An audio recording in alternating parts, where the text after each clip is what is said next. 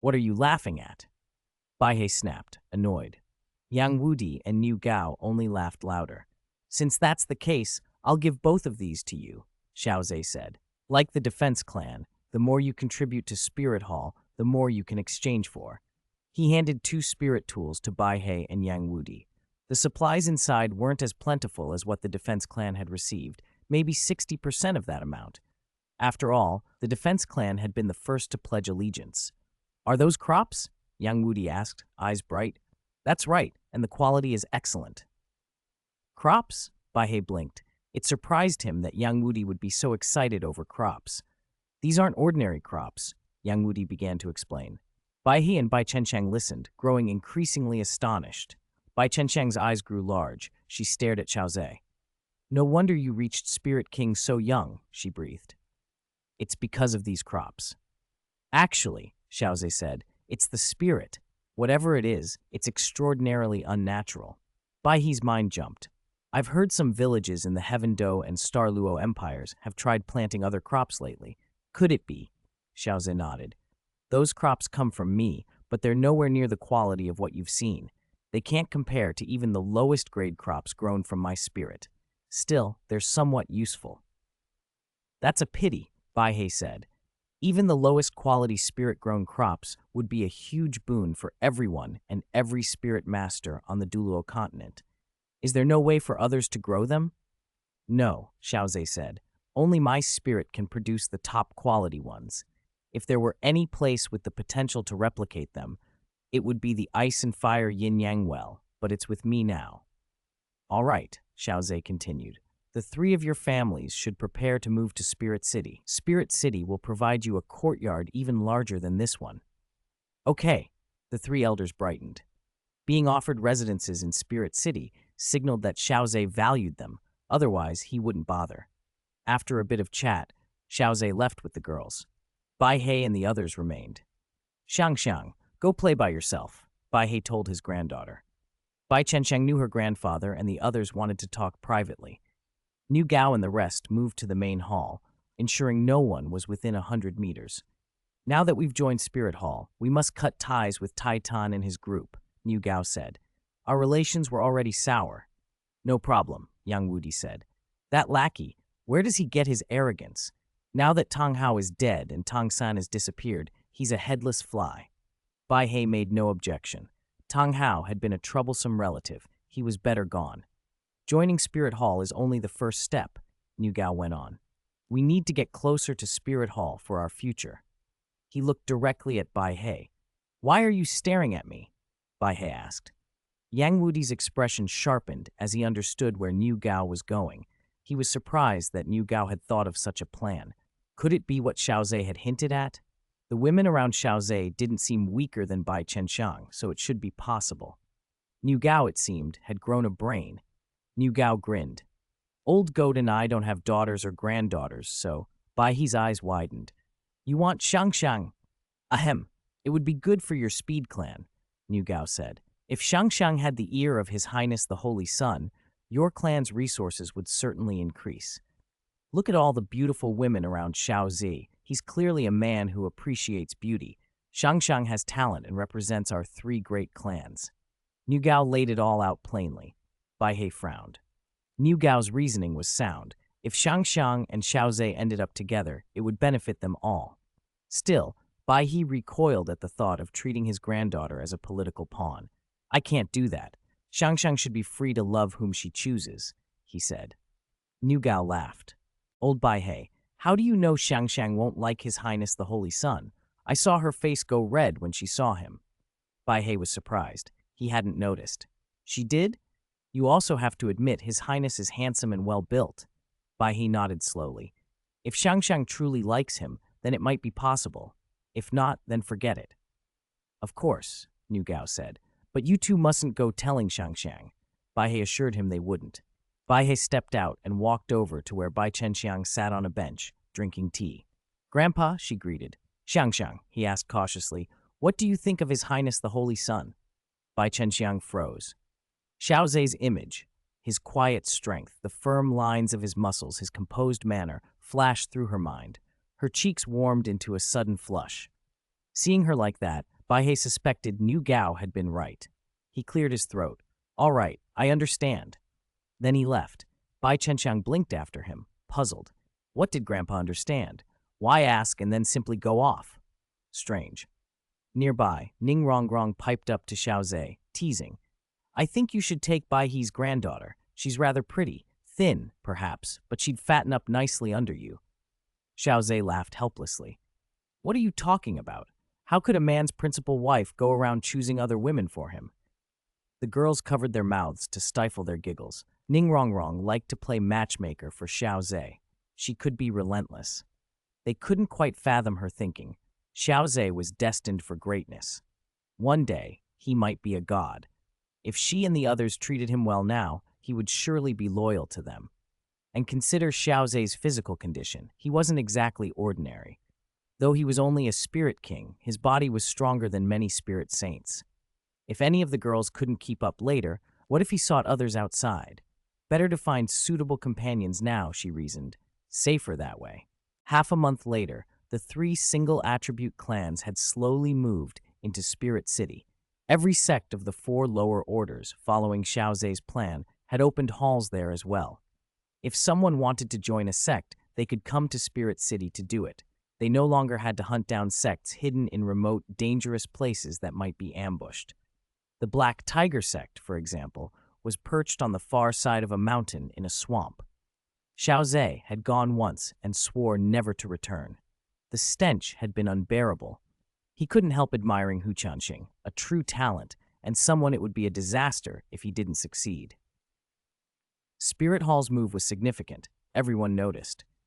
Rumors spread through the various powers, but there was nothing anyone could do. Even if factions suspected Spirit Hall of being up to something, who would start a war? The Douluo Continent was unusually quiet, the kind of quiet that felt like the calm before a storm. No one from the Heaven Dew Empire, the Star Luo Empire, the Clear Sky Sect, or other major forces openly provoked them. Only the Strength Clan remained openly hostile. On Spirit City's main street, Tainuo watched his father bristle with barely contained fury. Father, this is Spirit City. We can't make a scene here, he warned. Don't lecture me, Taitan snapped. I've got business with those 3. This is personal. Does Spirit Hall interfere with something like that? But the Breaking Clan, they've become Spirit Hall's people. Tainuo still didn't know exactly why they'd joined, but when his father had asked the 3 to return under Tang Hao's banner, the relationship had soured. If they made trouble now, they might never be able to go home again. Rubbish. They live as the Master's people. They'll die as the Master's ghosts. Taitan boomed, putting on all the obsequiousness he could toward Tang Hao. Tainuo grimaced inwardly. He knew what his father was doing, groveling to a dead man's legacy, pretending Tang Hao's favor meant the Strength Clan mattered. Tang Hao was gone. His son Tang San's whereabouts were unknown. From everything Tainuo had seen lately, Tang San wasn't remotely the figure his father remembered. The clan's future was bleak, and Tainuo often fantasized about taking the headship, but he couldn't beat his father. Before Tainuo could stop him, Taitan marched up to the defense clan's courtyard and pushed in. 2 guards blocked his way. Don't you know who I am? Taitan demanded. We do. Then how dare you stop me? He thundered. The guards didn't flinch. This is the defense clan, not the strength clan. Taitan's face went crimson. He seized both men, hoisting them like chickens and dangling them in the air. You blind dogs! His roar shook the gate. When I was drinking with your clan head, you were still playing in the mud. He threw the 2 guards to the ground, the granite tiles spiderwebbed with cracks. The great ironwood gate groaned and split under his kick. Old Rhinoceros, come out! Taitan's here! Tainuo knew it was hopeless. He hurried to help the guards to their feet and shoved gold coins into their hands. I'm so sorry, he babbled. Taitan strode through the doorway, stepping over splintered panels and smashed planks. Inside, New Gao sat calmly, feeding crickets from a little box. He didn't even look up as Taitan stormed in. The Strength Clan hasn't changed in the least, bullying your way into other people's homes, New Gao said dryly. Don't play coy, Taitan roared. I'll pay for the door. But you actually joined Spirit Hall? Have you forgotten everything? Our past lives were saved thanks to Spirit Hall. New Gao glanced at him. Oh, what's that supposed to mean? Don't you have anything to say? Say what? Don't treat us like fools. What is Spirit Hall, really? On the Douluo Continent, they're a unique spirit master force. If they wanted to get rid of us, they could. You honestly think we're an easy target? He set the cricket snacks down and met Titan's fury with a flat calm. And if it weren't for Tang Hao's stubbornness back then, would the Clear Sky sect have abandoned us? You blame us for siding with Spirit Hall? You're being outrageous. Titan, who was the weakest argumentative of the four clan heads, fumed and clenched his fists. He wanted to lash out. Heh, Niu Gao said with a cold smile. We already paid back our debt to Tang Hao. Don't use that to chain us anymore. Tang Hao is dead. We have no further ties. Niu Gao, the master's child is still alive. You can't say that. Titan's voice pitched higher. His temper frightened even his son. You're getting dangerous in your thinking. So what? I said it. We refuse to be dogs any longer. At that moment, Yang Wudi and Bai He stepped in behind Niu Gao, their faces set. Titan's anger only rose when he saw them. This was planned. You all want to join Spirit Hall. Traitors, sycophants. Bai He laughed, furious at the accusation. Sycophants? Look in the mirror. You pledged to Tang San the moment Tang Hao died, acting the obedient lapdog. Tell me, how powerful is Tang San now? Has the Clear Sky sect recognized him? Is he even alive? Titan stood there, stunned. The questions were like blows, sharp and precise.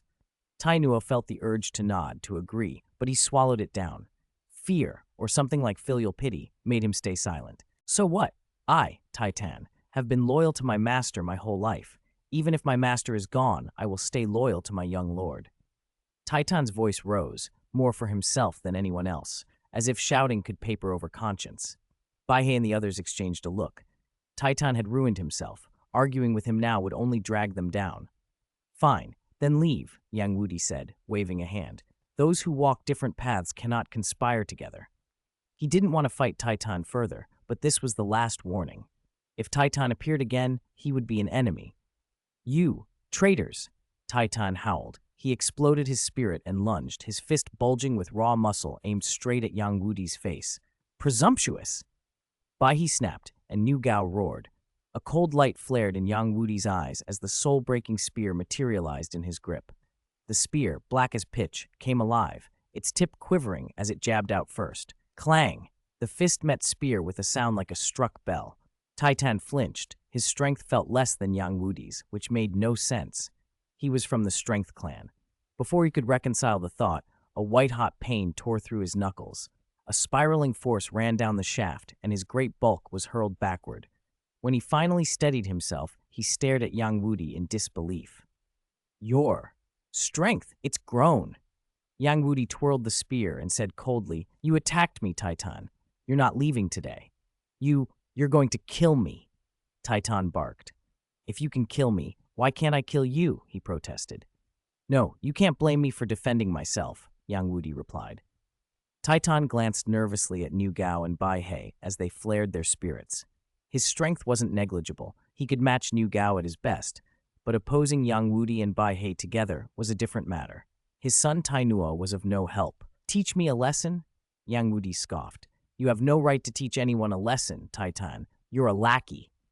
Titan's face darkened. He wanted to fight to the death, but the odds were crushing. Old White Bird, Old Rhinoceros, finish this. Take him to His Highness, the Holy Sun, Yang Wudi ordered. Right. Bai He and Niu Gao had long since set aside any sentiment. Titan's sneak attack on Yang Wudi had been a clear assassination attempt, vile and unforgivable. Bai He glanced toward Bai Chenxiang. She nodded minutely and slipped away, unnoticed even by Tainuo. The Defense Clan training ground had become a battlefield between four spirit Douluo. Tainuo ducked away as far as he could. The ripple effects alone could kill an unprepared man. Titan's blows smashed and thundered, but to Yang Wudi, they were crude and full of openings.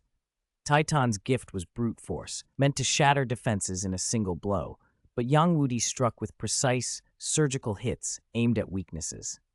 Each clash left Titan bruised and bleeding. Bai He's ghost-like movements and illusions kept disrupting his rhythm. His speed made him untouchable, and whenever Titan thought to counter, he found he was striking an illusion. Bai He's swiftness outpaced him by more than double.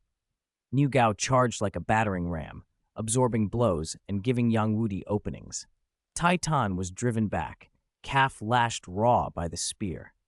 He tried to call on his 8th spirit ability, but before he could complete it, Yang Wudi, reinforced by several of his own spirit powers, struck. The spear's tip flared black and shattered Tai Tan's casting. The backlash tore through him. He spat blood and a shattered tooth dangled from his lip. Yang Wudi then slammed the shaft of the spear across Tai Tan's lower back.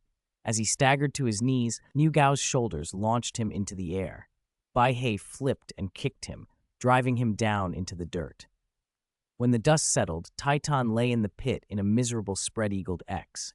His left eye was a bruised purple, and a half-broken front tooth hung from his mouth. "You call this arrogance in my house? Where do you get the nerve?" Niu Gao cursed. He was furious at his ruined gate and furious that a fight in his yard meant costly repairs. "If you've got the guts, let's do one-on-one," Tai Tan snarled, still defiant. The taunt landed on deaf ears. In that instant, more figures arrived at the defense clan. Xiao Ze, the Holy Sun, with Chrysanthemum Douluo at his side. Yang Wudi and the others straightened at once. The Holy Sun had personally come and brought Chrysanthemum Douluo with him. "Your Highness, Your Excellency!" Yang Wudi and the others bowed and called out. Chrysanthemum Douluo inclined his head once. Seeing Tai Tan sprawled and bloody, he merely smiled faintly. No action was needed. "Your Highness," Yang Wudi reported, "this is Tai Tan of the Strength Clan and his son Tai Nuo." Xiao Ze studied Tai Tan a moment, then sneered. "You look more like a lackey than a man now. I wonder what your father would feel, seeing you in this state. Would it kill him with shame? You were made to be loyal, yet you choose to be a dog. You're beyond saving." "You don't understand," Tai Tan began, but his words were thin. Xiao Ze hated that kind of stubborn, self-justifying loyalty more than outright villainy. Villains at least knew they were villains. This kind of willful delusion was unbearable. "Very well, the Strength Clan are enemies of our spirit hall. Elder Ju, take Tai Tan and Tai Nuo to the prison. Let them taste the same fate as Yu Xiaogang," Xiao Ze ordered, waving his hand. Chrysanthemum Douluo stepped forward, his orchid-like fingertips folding gently. "Your Highness, rest assured, I will see to it that they will come to wish for death and still not be granted it. Your Highness, Holy Sun, I have something to say." Tai Nuo rushed forward, but Yang Wudi stepped in front of him. He didn't want Tai Nuo using Xiao Ze as a hostage. After all, Tai Nuo was a spirit Douluo and still had some power. Elder Ju, the Chrysanthemum Douluo, stood by Xiao Ze, but caution was warranted. "Oh, go on," Xiao Ze said with mild interest. He smelled a show. "Your Highness Holy Sun," Tai Nuo started, rubbing his hands together. "The Strength Clan joining Tang San's side wasn't the will of most of us. It was my father's stubborn decision alone. 70 to 80% of the clan didn't want anything to do with Tang Hao or Tang San, but my father is the clan head. Even if we disagreed, there was nothing we could do."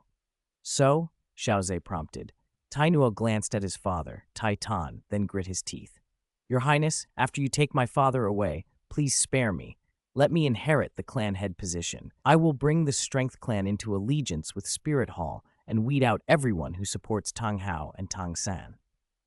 Yang Wudi and the other 2 clan heads exchanged surprised looks.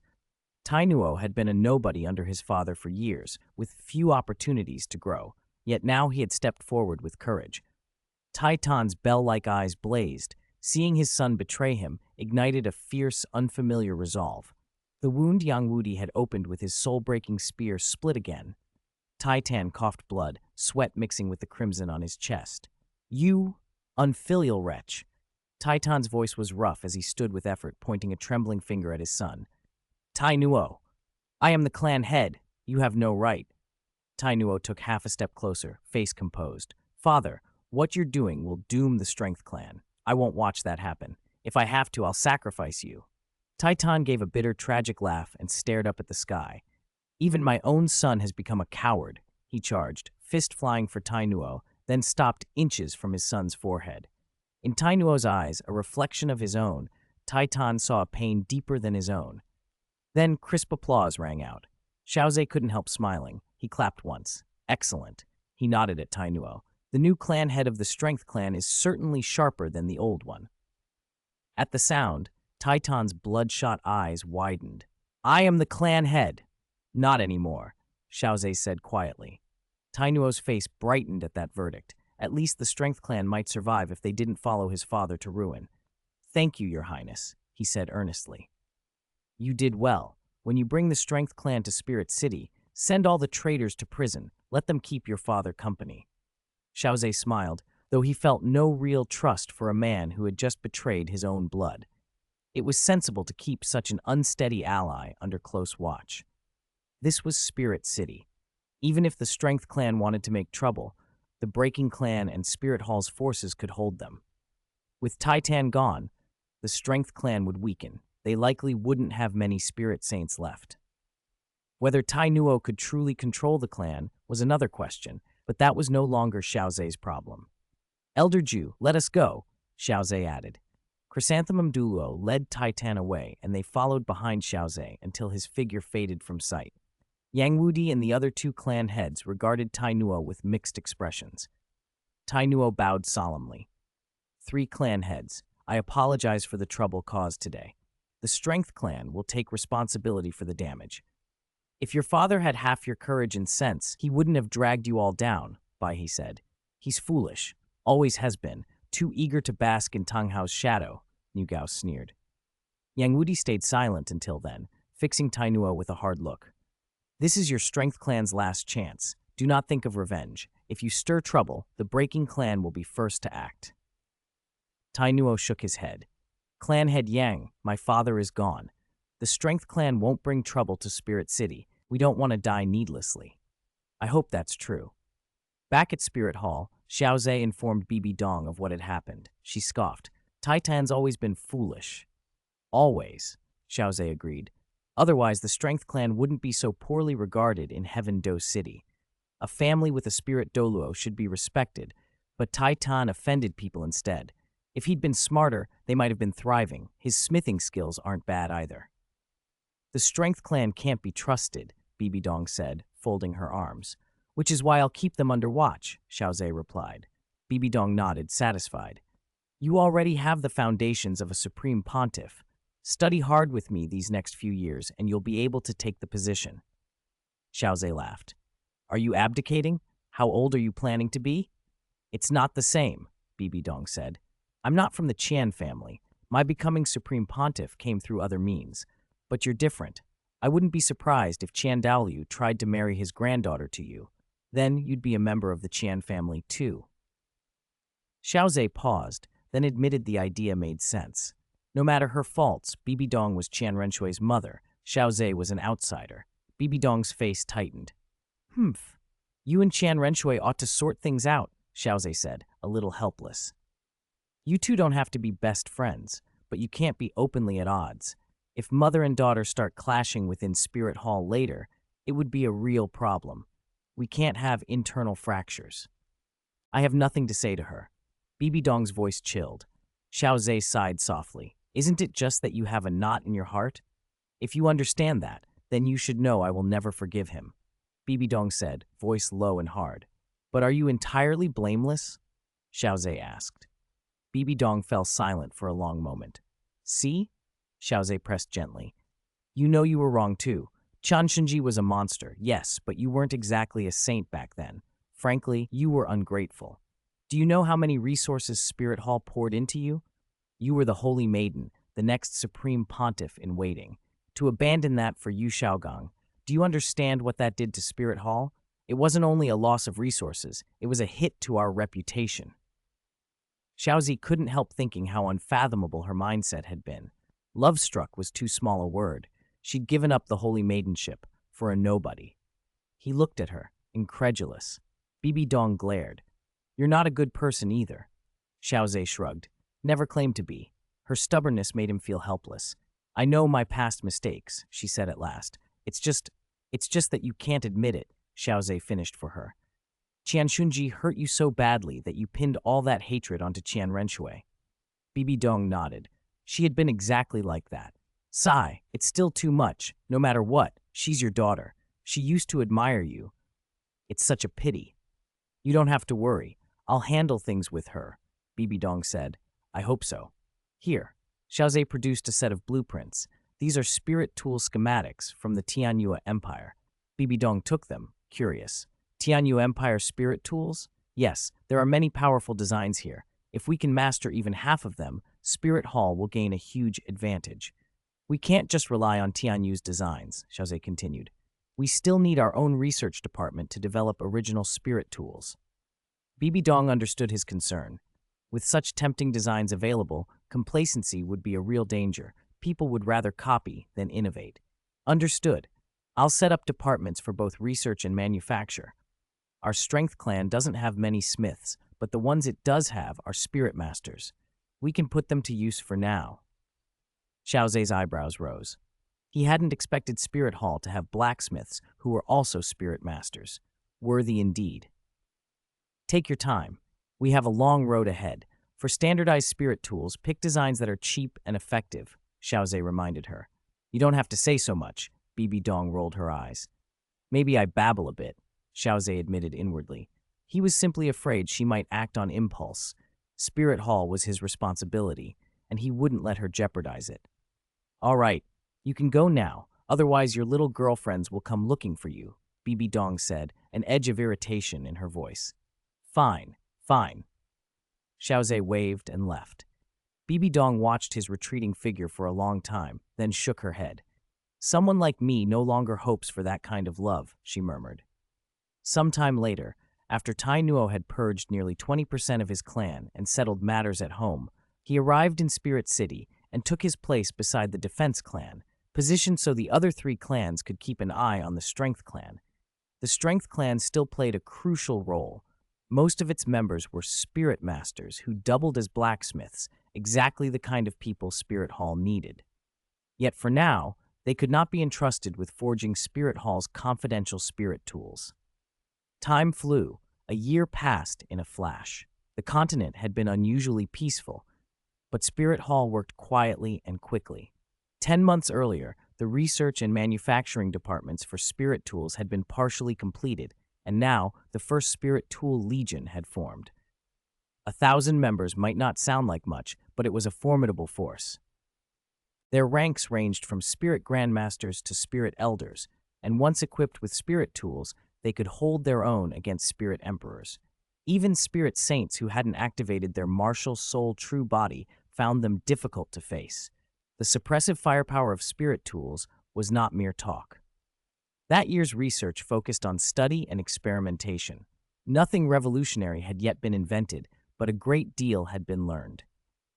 Xiao Ze believed that with another year or two, they could develop some new spirit tools. The Tianyu Empire had been an empire from millennia past. Over those thousands of years, many spirits had vanished and new ones had appeared, and some ancient tools no longer fit the current world. Still, their designs were valuable learning material. Spirit Hall now had the foundation for dominance.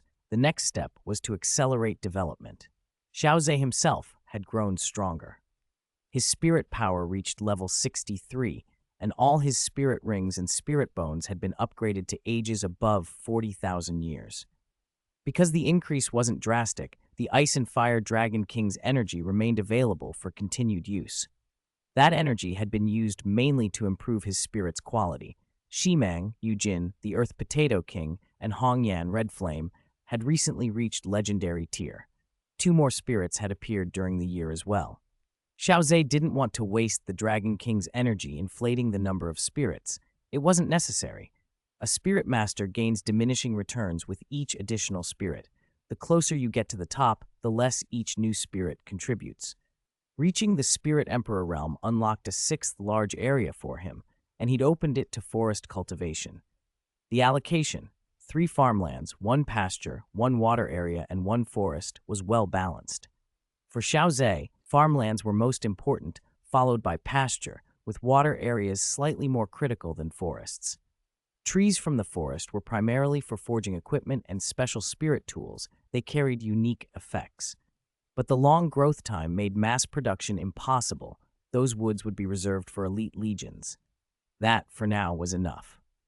Besides Xiao Ze, the girl's spirit power had surged quickly with the resources he provided. Hu Liena, Ye Lingling, and Du Guyan had all reached level 59, just 1 step from becoming spirit emperors. Ling Yuan had climbed to level 94, and was certain to become a super Douluo in time. The rest had improved markedly as well, except for Shui Yuer. Everyone else had already reached Spirit King. Juliana's progress was the most dramatic. Her spirit had even evolved into a nine-tailed charming fox. Ling Yuan's spirit, already overwhelming, would simply need more time to catch up. A hall knight approached then. His Highness the Holy Sun, His Excellency the Supreme Pontiff, requests your presence. Xiao Ze understood. The harvest festival was at hand. His crops were due to be gathered once a year, and their yield promised to be enormous. When the seeds had first been planted, many villagers had been impatient and cleared the plots to plant their own things. But as the plants flourished, others stopped uprooting them. The farther the crop spread, the more people planted. Anyone could see these stalks would produce extraordinary grain, full, heavy heads bending the fields. Xiao Ze's crops not only produced high yields, but could be sown year-round, anywhere, even in the extreme north, though yields there might be lower. It was little wonder people whispered of a god of agriculture. Xiao Ze knew he didn't possess the skill to develop such seeds himself. He'd only farmed in the ordinary way, but the results were undeniable. At the Supreme Pontiff Palace, Bibi Dong and all the girls were waiting. Xiao Ze, I heard the fields in the neighboring village are ripe. Let's go see, Ning Rongrong said, hugging his arm. Exactly. I heard it looks like a golden sea. Shuyer chimed in, painting the air with a flourish. Bibi Dong, stepping down from above, smiled. Over the past year, her temper had softened. She still hadn't had a proper conversation with Qian Renshui, but the old impatience had eased. All right, Xiao Ze answered. He was eager to see the farmlands himself. Even before the harvest, he felt a spark of merit. If this truly was a bountiful harvest, that would mean even more. There were 10 villages near Spirit City. Though officially under the Spirit Hall's umbrella, they largely governed themselves. Over time, they had produced a surprising number of spirit masters, and the villagers liked to credit the Spirit Hall's proximity for their luck. Good feng shui, they said. So when the new crops were introduced, the villages accepted them without hesitation. The group left Spirit City and made their way to Huan Village. Before they even entered, they saw the land transformed. Golden waves of rice rolled to the horizon, heavy heads bowing the stalks, whispering in the autumn wind. The fields were a carpet of gold, the grains so plump they seemed ready to burst. The warm, sweet scent of new rice hung in the air. Villagers had gathered at the edges of the fields, faces brighter than the sun. Xiao Ze, you've done a great deed, Bibi Dong breathed, sweeping her gaze across the rippling gold. You don't even need to count it to know the yield will be far beyond what we expected. This is only the beginning, Xiao Ze said. With crops like these, the population of the Douluo Continent could easily double or grow even more.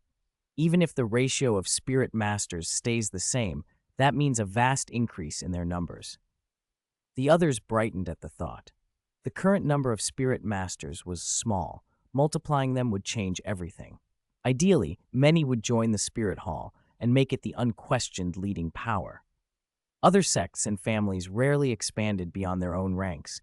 More spirit masters overall would shift that balance. They approached the fields, where the Huan village chief immediately fell to his knees, forehead pressed to the warm soil. The old man's temples had gone white, his gratitude visible in every trembling line. The villagers followed his lead, dropping to the earth with their tools clattering beside them. Greetings, Your Excellency the Supreme Pontiff. Greetings, His Highness the Holy Sun, they called. Rise, Bibi Dong said with a slight nod. Xiao Ze helped the chief to his feet. The old man's legs still trembled at the touch. Who would have imagined the Supreme Pontiff would come to their village and that he would be lifted by the Holy Sun? Bibi Dong plucked a single stalk from the field, examining it. What do you expect per mu? She asked. We haven't finished harvesting yet, Supreme Pontiff, the chief said, voice shaking with excitement. But it looks like several thousand jin. The old man's face split into a grin. Even if grain value dropped with abundance, he thought, at least they would not go hungry. Before, he added, 1 mu used to yield about 500 jin. Xiao Ze nodded. The farmland yields here had always been decent, better than ancient China in some seasons, aided by the world's elemental energies. Now, he estimated, each mu would likely produce 3,000 to 4,000 jin. It might not be 10 times what the chief expected, but it was still enormous. Then begin the harvest, Bibi Dong instructed. All right, the villagers cried, and with practiced efficiency, they swarmed the fields. Men swung sickles, backs slick with sweat, while women tied bundles with quick, sure hands. When the last patch fell and the bare, dark soil was revealed, the village chief cupped a handful of the bright grains, tears mixing with sweat. He let them slip through his fingers and into his palms again, repeating the motion as if to make sure the miracle was real. Heaven help us! This will feed the whole village for years, he whispered. One villager dropped to his knees. Long live His Highness the Holy Sun, he shouted. The cry spread like wildfire. Others followed, voice after voice rising until the fields echoed with the same blessing. Long live His Highness the Holy Sun. Long live His Highness the Holy Sun. Xiao Ze, it looks like your standing with them is about to eclipse mine, Bibi Dong said with a half-smile. Xiao Ze was speechless. I'm the next Supreme Pontiff. I don't need to steal your position. Bibi Dong raised an eyebrow as if to ask what he took her for. All right, get up. Let's see how many caddies you get per moo, Xiao Ze said, curiosity showing on his face. Your Highness the Holy Sun, let's go. The village chief immediately had everyone bring out every weighing tool the village owned. The test plot they chose was the chief's own land. With excited, reverent movements, they began the slow process of weighing. 200 caddies here, 210. Hiss, this is only about a tenth of the pile, and it already matches what we used to harvest. We won't go hungry anymore. This is great, absolutely great. Your Highness the Holy Sun is truly our benefactor to have discovered such seeds. Our Huan village will prosper. Keep weighing, keep weighing. 1,000 caddies, 2,000, 3,000, 4,000. It wasn't until 4,500 caddies that they stopped. Xiao Ze had expected a good yield, but seeing the number made his heart lift. After all, in his previous life, a mu of land had not even produced half this amount. With the blessing of the god of agriculture and the world elemental power suffusing the land, this world had become nearly perfect for farming. In a few years, the Douluo Continent's population would surge. Once people could be reliably fed, they would have fewer other distractions and simply have children. At least they could afford to raise them. The old village chief held a handful of wheat with trembling hands, his eyes red as he gazed at the harvest. Your Highness the Holy Sun, His Eminence the Supreme Pontiff, 4,500 caddies. 4,500, he choked out. Bibi Dong and the others said nothing, but felt an unfamiliar pull in their chests. They had never truly known hunger. Food had always been plentiful for them. They could sympathize in part, but could not fully feel what the villagers had suffered. Xiao Ze, who had once lived on Blue Star, felt it more keenly. Ning Rongrong, who had been quietly picking wheat, felt a chill along her neck, as if every thought and movement had been laid bare. She stood, bewildered. What is that feeling? Am I imagining things? Bibi Dong noticed the change in Xiao Ze and watched him with curious eyes. This is merit, the Rakshasa god informed her. Bibi Dong, surprised, asked, Can one gain merit just like that? Nonsense, Rakshasa god replied. He can feed the entire Douluo Continent. Becoming a divinity is more than enough. Can I gain merit? Bibi Dong asked, half teasing. Rakshasa god was left speechless for a moment. Did she truly think she could collect merit when she barely contained the Rakshasa corruption? She dropped the subject, more interested in mastering her own spirit. What mattered now was the next surge of power. Faith. Tiny golden specks of light drifted up from thousands of households and converged into an unseen river that poured into Xiao Ze. Faith was less intense than merit, but it was real. Faith depended on the hearts of people, while merit was earned by deeds. Not bad, the god of agriculture said, pleased. Becoming a divinity isn't immediate, but this is a good start. Xiao Ze nodded. I will become a divinity. After they finished harvesting the rest of the fields, Ning Rongrong returned to his side, eyes shining. Xiao Ze, even the worst plots here gave at least 4,600 caddies per moo. This land isn't even the best. On good plots, it might exceed 5,000. Your merit is immeasurable. All the girls echoed the sentiment. Immeasurable merit indeed. Hunger would soon be a thing of the past on the Douluo Continent. With greater yields, grain prices would fall, and even beggars could eat their fill.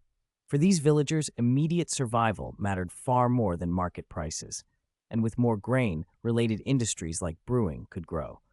Whatever the economic consequences, for now, the people only cared about filling their bellies. "Let's go," Xiao Ze said. "The first step is done. Soon crops will stretch across the continent." As Xiao Ze, Bibi Dong, and the others left, the old village chief and every villager fell to their knees, voices raised in unison. "Long live His Highness the Holy Sun. Long live His Eminence the Supreme Pontiff. Long live His Highness the Holy Sun. Long live His Eminence the Supreme Pontiff." Several days later, Heaven Do Empire, Imperial Palace. "Father Emperor, this year's harvest is exceptionally large." Crown Prince Qian Renshui handed the tax grain over to Emperor Shuiye. He froze when he saw the numbers. Tax revenue up 30%. "Is this real?" he asked immediately.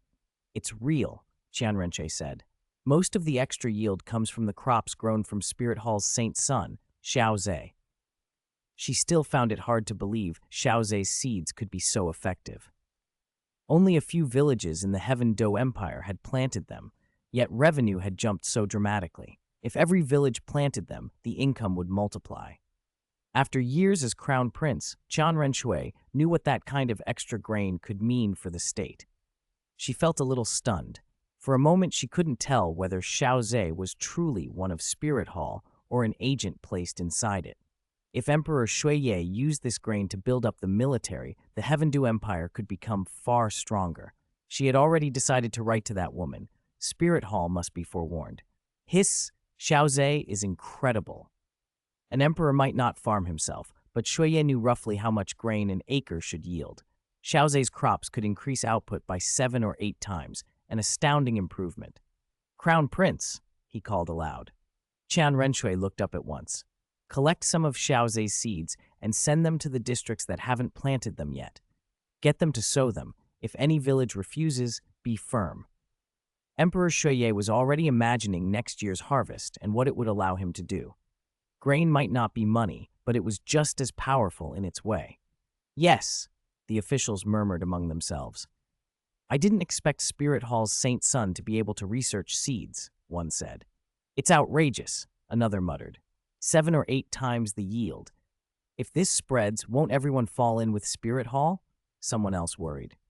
"You're worrying too much. What can a bunch of ordinary people do? They're not going to defeat you with a hoe," another replied. "Besides, I'm planting those seeds on my own land. Imagine the wine I can make." "I didn't know you were such a drinker. Aren't you?" Star Luo Empire, Imperial Palace. The Star Luo Emperor set down a tax report and sighed. "Xiao Ze, Spirit Hall's Saint Son, can even experiment with seeds." "Father Emperor, don't worry," Dai Weisi said. "He just has nothing better to do." "Fool," the Emperor snapped. Dai Weisi blinked, feeling put on the spot.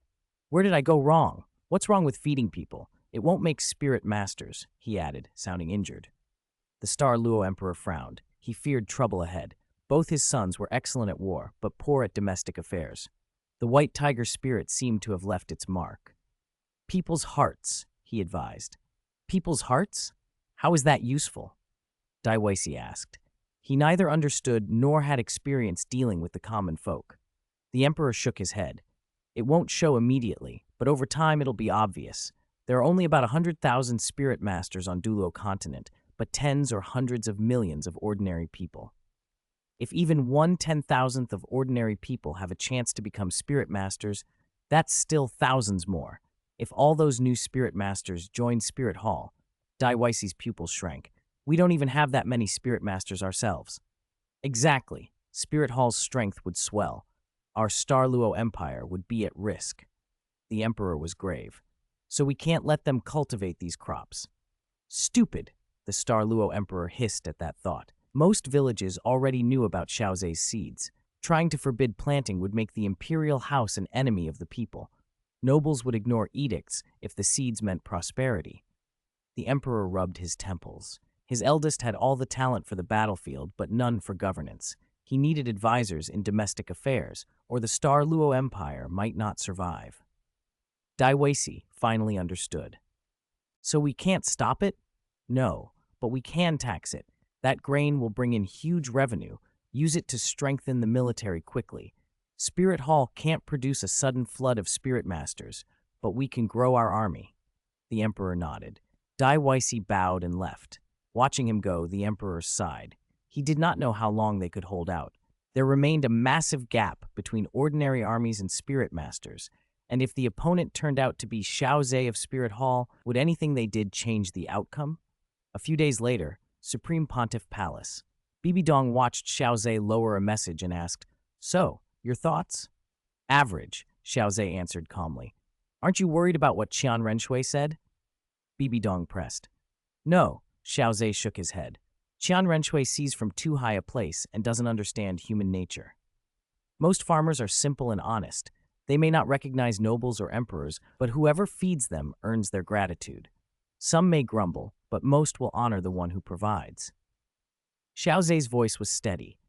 "If even a fraction of those people eventually become spirit masters, Spirit Hall will grow stronger." "The chance of an ordinary person becoming a spirit master is minuscule," he reflected, "but the children of spirit masters have much higher odds. Over generations, the number of spirit masters within Spirit Hall could grow dramatically. Maybe in a century, numbers could swell to 170,000, 270,000. Bibi Dong looked surprised. "I didn't expect you, at such a young age, to understand so much." "I'm not some noble," Xiao Ze said. "I'm from a small village." He smiled. "Don't worry about this. By the way, did old Wang arrive?" Some time ago, Xiao Ze had noticed Spirit Hall was slow at developing spirit tools, so he had invited old Wang, the most skilled spirit tool smith on the continent. Xiao Ze's eyes widened. "Damn, I forgot about old Wang. What is this brat doing? Ever since he became the Spirit Hall's saint, he has no sense of time." Old Wang sat by the roadside, grumbling as people moved past. "Old Wang." Xiao Ze came running up. When old Wang saw him approach, his frown softened into a smile. He was grateful to Xiao Ze. More than that, he liked him. He'd joined Spirit Hall because of him. "You don't even look at the time, kid? You're only just getting here." Xiao Ze flushed. "I had something to take care of and lost track of time." "Of course, your head's full of Rongrong and the rest of your women," old Wang teased. Xiao Ze grew more embarrassed. "Old Wang, I'll take you to see the Supreme Pontiff first, then to the Research Institute. Spirit Hall has people and the funding. You'll be able to research spirit tools properly." Old Wang nodded. "That's true. According to your words, I'm now a 5th-rank soul engineer, higher than my fighting ability, but the resources I'll need later will be hard to come by." Years of decline had eaten into old Wang's savings. The cost of researching spirit tools was at least as high as, and perhaps higher than, the materials required for a spirit master's cultivation. They went up to the Supreme Pontiff's palace. Shay introduced him. "Your Highness, this is old Wang, a master blacksmith, no worse than Tang Hao. He's now a 5th-rank soul engineer and can teach the blacksmiths in Spirit Hall." Old Wang inclined his head. "Greetings, Supreme Pontiff." Bibi Dong regarded old Wang coolly. As long as he could contribute, she didn't mind. He was Xiao Ze's man, after all. "Send him to the Research Institute," she said. Spirit Hall occupied a broad mountain. On one of the back slopes sat the Research Institute, and on the opposite slope, the Manufacturing Institute. The two peaks were known as the Twin Mountains of Spirit Tools. Cold white lamps cast a bright, clinical light over the workshops. Dozens of researchers in silver-white robes bent over their work. Old Wang walked among them and quietly but firmly said, "You've drawn the core pattern wrong. You can't make it work that way." "Who are you?" one startled researcher snapped. The others stopped and looked up. A few of them whispered, "His Highness the Saint." They all knew the tools in use had come from Xiao Ze. Without him, their status would be far lower. Xiao Ze nodded. "This is old Wang. From today, he's your highest-ranking researcher and the director of the Research Institute. Don't underestimate him. He's a 5th-rank soul engineer." The researchers were incredulous. Most of them were only 1st rank and still had to research for a long time to reach 2nd rank. A 5th-rank old man sounded impossible. Old Wang met their skeptical looks. "I know you won't believe me." He stepped forward, brushed a few people aside, took out his tools, and made a few deliberate strokes on the spirit tool they were working on. Then he picked it up and handed it to the most timid researcher. "Take it and test it." The researcher was baffled. He'd spent so long on it, and this man had finished it in seconds. Xiao Ze gave him an encouraging nod. The young man went to test field number 2, hands trembling. He took a steady breath, raised the streamlined silver-white spirit rifle. The core embedded in the body hummed, and a light blue spirit aura traveled from the grip to the barrel. The trigger clicked. A walnut-sized orb of light condensed at the muzzle. The recoil jolted his shoulder. The orb struck the profound iron target 100 meters away. No blast, but cracks spread from the bullseye, and the target crumbled into dust. Xiao Ze felt satisfied. This was a second-rank standard spirit tool, and its power was impressive. Equipment wasn't just about raw strength. It had to be balanced and reliable. Impossible, the young researcher breathed. The others were stunned. Was this what a 5th-rank soul engineer could do? Nothing impossible, Old Wang said calmly. I started researching spirit tools long before you. It's only natural you're where you are. Xiao Ze turned to the group. Now that you've seen Old Wang's skill, cooperate with him from now on. Yes, the researchers were won over. Old Wang's demonstration had done the rest. Next, Xiao Ze continued, besides standard equipment, we need to research large-scale siege weapons and other specialized destructive armaments. He outlined further tasks, watched the institute for a while, then left. Old Wang walked the workshops with a smile he couldn't hide. He clearly loved this place. If a man wasn't happy with his work, how could he expect good research? Back in the Supreme Pontiff's palace, Bibi Dong looked up. Handled? Yes, Xiao Ze reported. I saw the second-rank standard spirit tool. Its power is already strong. It can crush opposing troops made up of soldiers with little or no spirit power. But spirit tools need spirit power to operate, so engagements will still be short. I've asked the team to start researching spirit tools that can restore spirit power. Maybe they'll develop something. Spirit tools that restore spirit power. Interesting. If you develop one, bring it to me. Bibi Dong nodded. She didn't understand the technical details and trusted Xiao Ze to manage things. The plan came from him, so she expected he'd see it through. When are you going to Gengshin City? Xiao Ze had already made plans. No matter how many blacksmith spirit masters Spirit Hall had, they couldn't match Gengshin City, the city of metal, for access to ores and alloys. If they could secure supplies there, it would be ideal. But Spirit Hall hadn't yet broken with the Starluo Empire, so they had to be cautious. In a week, he said. He'd already sent the Speed Clan to scout. They were best at that kind of work. In a week is fine. Prepare everything before you leave. Make sure your little girlfriends don't get mad. Bibi Dong's voice carried a teasing, motherly scrape. Xiao Ze made a strange face. Bibi Dong's nagging always sounded a little like a mother scolding her child. What on earth? What's wrong? Bibi Dong asked, noticing the strange expression on Xiao Ze's face. Nothing, Xiao Ze said after a pause, forcing a smile. It's just, you sounded like a nagging mother just now, warning a child off on a long trip. The Rakshasa god, who shared Bibi Dong's body, chortled inwardly. Ha ha! You're killing me, Bibi Dong. Maternal? Whoever thought you'd have motherly feelings? After all the things you've done, if anyone called you a mother, that would be rich. It was the first time the Rakshasa god had ever heard anyone call Bibi Dong maternal. She remembered too well how Bibi Dong had treated young Qian Renshue in the past. If she could, the spirit would have torn her apart. Still, the two of them were somehow a pair, both lacking true maternal warmth in their own ways, which made them, in a twisted sense, a perfect match. Hearing the word made Bibi Dong's face freeze. A faint, awkward flush crept across her cheeks. Mother. Such an unfamiliar word. Get out, she snapped. Xiao Ze jumped at the sudden shout and bolted. Damn, what's with her? Is she on her period? He muttered to himself as he ran. He stopped mid-pace, thinking. That didn't make much sense at her age, unless this place was different. The Douluo Continent wasn't an ordinary world. Lifespans and bodily rhythms could be strange here. In some fantasy worlds, people could bear children at 100, 1,000, even 10,000 years old. The Douluo Continent might not stretch that far, but a lifespan extended by decades could certainly account for oddities. For a moment, Xiao Ze felt a curious itch to learn more, then shook it off and kept going.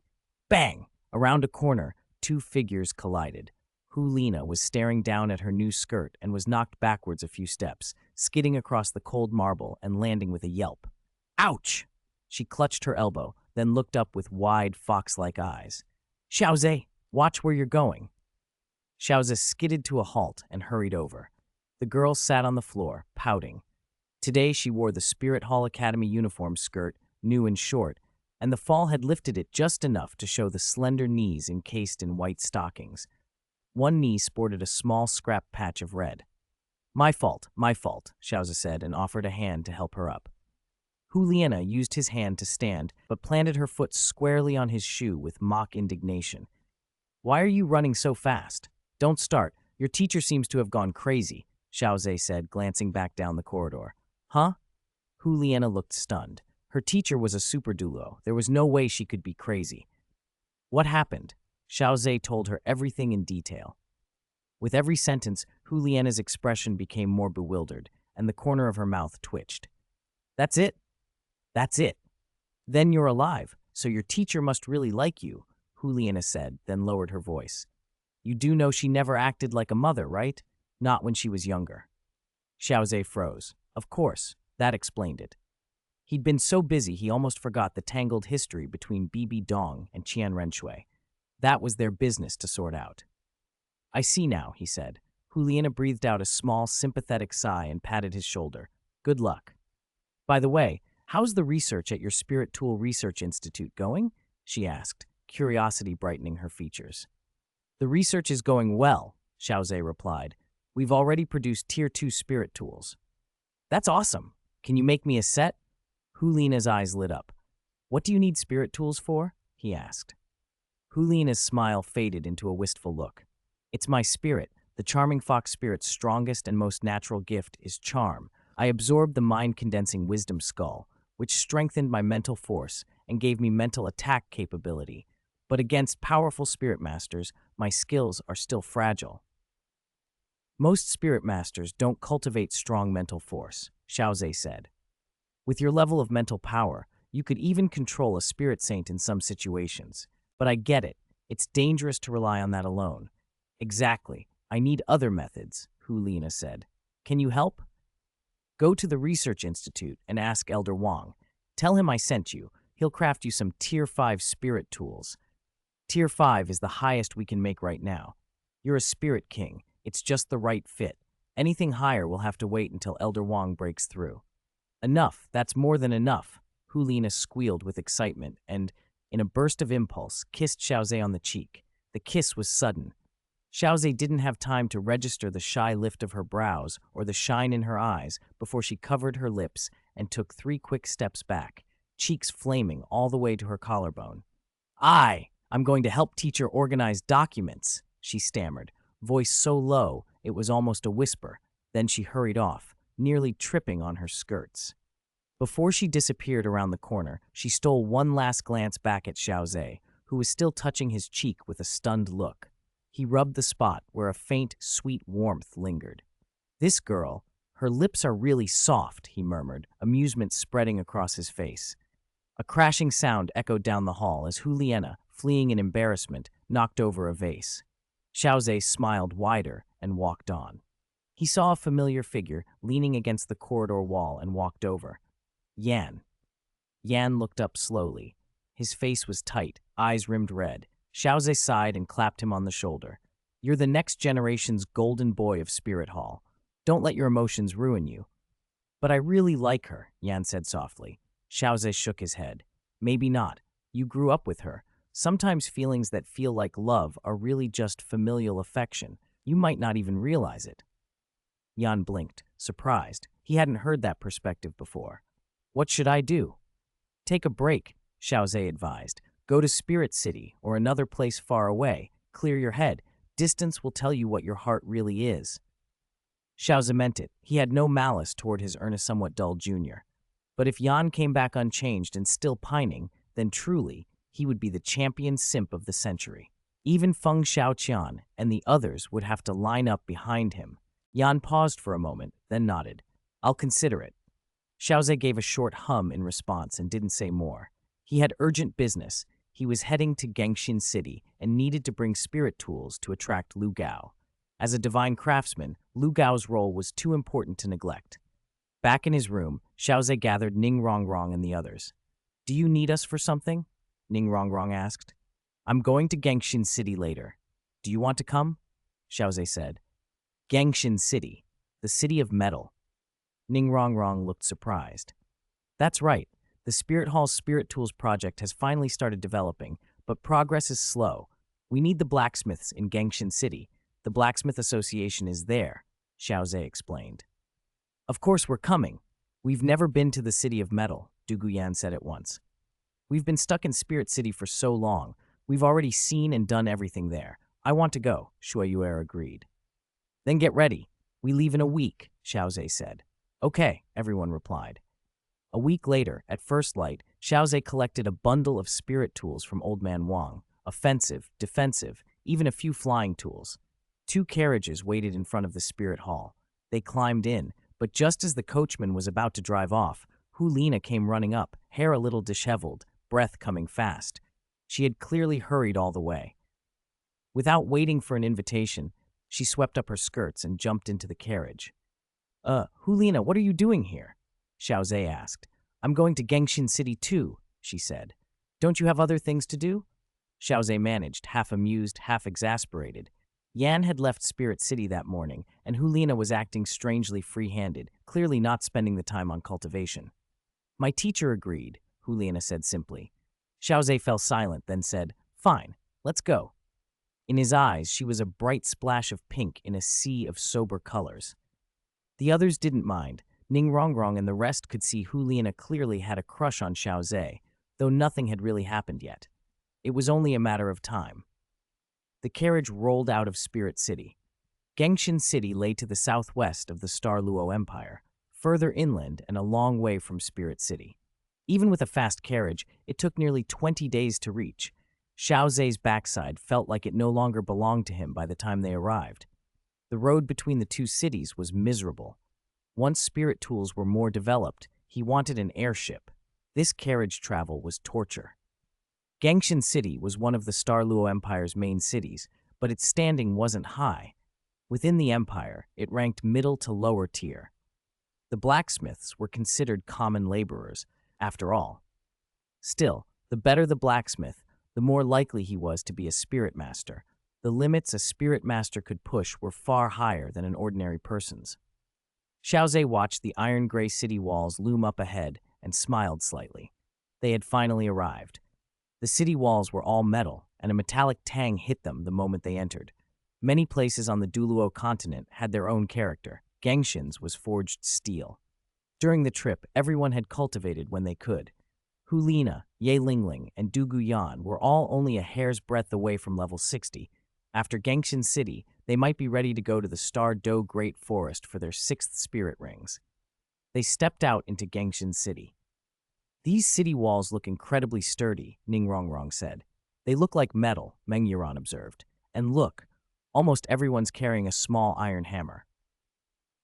They must be blacksmiths. This is the famous city of metal. The Blacksmith Association should be here, Ning Rongrong said. It wasn't difficult to get into the city. The metallic atmosphere grew stronger the deeper they walked in. Many buildings were actually forged from metal, the entire city washed in iron gray. After a while, the aesthetic became monotonous. Spirit City felt far more pleasant, but Gangshin had its own harsh charm. The air was hot, thick with metal and charcoal. Hammers beat in a deafening, steady rhythm. Shops stacked swords, farm tools, and cryptic metal parts in their windows. Bare-chested blacksmiths, sweating and bulging with muscle, swung heavy hammers against red glowing iron, sending sparks arching into the air. This was the city of metal. The girls were fascinated, peering into shops and sometimes trying things on. They stopped before a tall building in the city's center, at least 30 meters high, impressive even for the Douluo Continent. Above the entrance hung an iron plaque carved not with words but 2 symbols, a hammer and a chisel. This is the Blacksmith Association, Ye Lingling said, eyes wide. It's magnificent, Ning Rongrong agreed. It takes real skill to build something so large. The association's doors were open, and people flowed in and out without hindrance. The building had 5 floors, the first 2 for trade, the 3rd for blacksmith assessments, the 4th for auctions, and the 5th for offices. It was all well organized. The first-floor hall was noisy and open. Xiao Ze found a receptionist and approached. "May I help you?" the attendant asked politely. No wonder the place was busy. The staff treated everyone with respect. "Is Lu Gao here today?" Xiao Ze asked. "The president?" "Yes, he's here." "Can you take me to him? I have some business." The attendant faltered. He was low-ranking and didn't have the authority to arrange a meeting. Xiao Ze produced a token and held it where the man could see. The attendant's eyes widened when he recognized it. "Spirit Hall," he began. Xiao Ze nodded. "That should be acceptable. Please wait a moment. I'll inform him." The man hurried away through the crowded hall. "It's quite a pain having to meet the president of a small blacksmith association," Juliana complained. She hadn't run into this much trouble even when she met her own teacher. "This is normal. Lu Gao isn't just a divine craftsman, he's a powerful spirit master too. If anyone could walk in on him casually, it would be chaos," Liu Erlong said. Juliana sighed and stretched. She'd been cooped up in a carriage for too long and was just in a foul mood from exhaustion. Soon the attendants returned, this time with a well-dressed man at their heels. "Sirs, they're here." The man bowed slightly toward Xiao Ze. "Hello, I'm one of the administrators of the Blacksmith Association. How should I address you?" When the man learned Xiao Ze carried a Supreme Pontiff's token, his expression turned grave. The Spirit Hall was sacred to spirit masters. Respect was required. "Xiao Ze, Holy Son of the Spirit Hall," Xiao Ze said without hesitation. He wasn't the type to hide his status. Why not use it? The administrator and the attendants reacted as if thunder had split the sky. Holy Son of the Spirit Hall. That someone with such a title would come to their blacksmith association was unbelievable. "Your Highness, Holy Son," the administrator stammered. "Are you looking for President Lu Gao?" "Yes, I have something to discuss with him," Xiao Ze replied. "Very well, Your Highness, I'll take you there." The man led the way. As the Holy Son of the Spirit Hall, there were few places on the Douluo Continent. Xiao Ze couldn't go. He could even request an audience with Bibi Dong, though he had no idea whether that would end well for him. Under the administrator's guidance, they quickly reached between the 4th and 5th floors, where a massive metal door barred their progress. The man tapped the door in a precise pattern, 36 taps in all. The heavy door groaned and slowly swung open. Xiao Ze couldn't help a wry thought. Why would a blacksmith association need such an elaborate lock? Even the Supreme Pontiff's palace in the Spirit Hall didn't have anything like this. Beyond the door, the sound of pounding metal filled the air. "This is the 5th floor," the administrator explained. "Each Grandmaster-level blacksmith in the association has a private forging area here." There weren't many rooms. Grandmaster blacksmiths were rare. Xiao Ze already had the association's personnel files, thanks to the Speed Clan's excellent reconnaissance. As expected, the files were thorough. They stopped before one door. The administrator took a breath and knocked, calling, "Teacher." There was a muffled, irritated sound from inside. "Sk! Didn't I say I'm very busy today?" "Teacher, the Holy Son of the Spirit Hall is here." At the words, the door flew open. A rotund man stood there, his robe wide and stained with oil, stretched comically over a round belly. His hair stuck up like a bird's nest, and faint traces of powder still dusted his chubby cheeks. "The Holy Son of the Spirit Hall?" Lu Gao peered at Xiao Ze, blinking. Xiao Ze inclined his head. "Greetings, Grandmaster Lu Gao." "Oh ho," Lu Gao said. "You, the Holy Son, are quite polite, very interesting." He wasn't well informed about current affairs and had only just heard there was a Holy Son. "What do you want of me?" Lu Gao asked. "I want to cooperate with you," Xiao Ze said, smiling. "Cooperate? Does the Spirit Hall want blacksmiths?" Lu Gao asked, surprised. Xiao Ze only smiled. Lu Gao's eyes brightened. "Let's go to my office." Lu Gao's office was just off his forge. Inside, aside from Lu Gao, Xiao Ze and his companions, there was no one else. Xiao Ze sat on the sofa and said calmly, "I want all the blacksmiths in your Gangxin city." Lu Gao's small eyes bulged. "You? What did you say?" "I want all the blacksmiths in your Gangxin city." "You're insane! That's impossible!" Lu Gao protested immediately. Those smiths were citizens of Gangxin City, subjects of the Star Luo Empire. They couldn't simply be taken away. Xiao Ze remained unruffled. "Aren't you going to ask why I want so many blacksmiths?" "You're crazy," Lu Gao snapped. "You're the crazy one. Ningrongrong, one of Xiao Ze's companions, shot back. You little girl, Lu Gao blurted, momentarily at a loss for words. He glanced at Xiao Ze. Did the young man truly not understand how many blacksmiths the association had? Was he planning to strip Gengshin City bare? Xiao Ze said nothing further. Instead, he placed 3 spirit tools on the table. Those are spirit tools. Lu Gao couldn't hide the pull of his gaze. He had forged ordinary spirit tools before, but he'd never seen offensive spirit tools like these. There were no blueprints for such things, and few had even attempted them. Yes, Xiao Ze said. An offensive tool, a defensive tool, and a flying tool. Lu Gao's eyes shone. Your Highness, Holy Son, are you offering to cooperate with us on spirit tool research? Xiao Ze explained in a low voice. The Spirit Hall has recovered a complete set of spirit tool blueprints from the ancient Tianyu Empire, from level 1 through 9. But our hall has too few blacksmiths to research and produce them properly. That's why we're looking to your blacksmith association. Lu Gao's excitement warred with reality. If he accepted, it opened a whole new path for his craft. Yet he couldn't decide on his own. Your Highness, I understand, but this isn't my decision alone. I'm the president, yes, but the smiths under me have families. If it were just me, I'd agree in a heartbeat. Xiao Ze nodded. I know that. To manufacture spirit tools, you'll need qualified people. I don't want just anyone. He opened a folder and slid across a reconnaissance report from the Speed Clan. It was filled with names and detailed backgrounds of people the Blacksmith Association could recruit.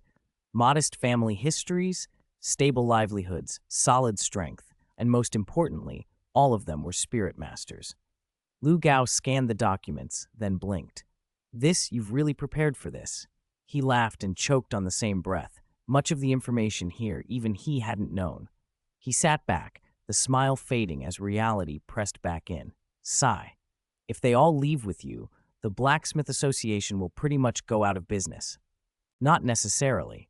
You can open a Blacksmith Association in Spirit City, and while you're at it, establish a Soul Engineer Association above it. Put the Blacksmith Association under the Soul Engineer Association.